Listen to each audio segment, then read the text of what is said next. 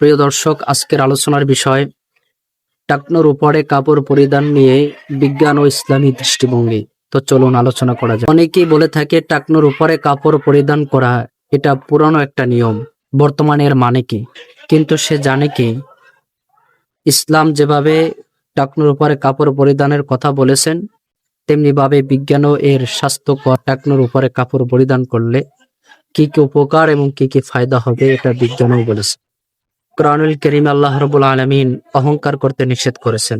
আল্লাহ রাসূল সাল্লাল্লাহু আলাইহি ওয়াসাল্লাম স্পষ্ট হাদিসের ভাষায় আল্লাহ রাসূল বলেছেন, অহংকার হলো আল্লাহ রাব্বুল আলামিনের চাদর। তো তোমরা এই অহংকারকে নিয়ে, আল্লাহর চাদরকে নিয়ে টানা হেঁচড়া করো না। যারা টাকনুর উপরে কাপড় পরিধান করে অথবা টাকনুর নিচে যারা কাপড় পরিধান করে, তাদের অবস্থাটা অহংকারের মতো হয়ে যায়।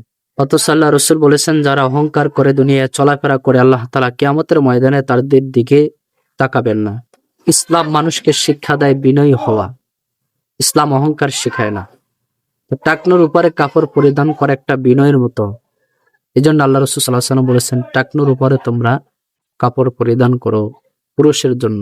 তো এবার দেখবো আসলে কাপড় টাকনুর নিচে পরিধান করলে কি ক্ষতি হবে, বিজ্ঞানী দৃষ্টিতে সেটা কি হয়। এক নাম্বার হলো, কাপড় যদি টাকনুর উপরে পরিধান করা হয় তা রক্ত চলাচল সুন্দরভাবে রক্ত চলাচল করতে পারে।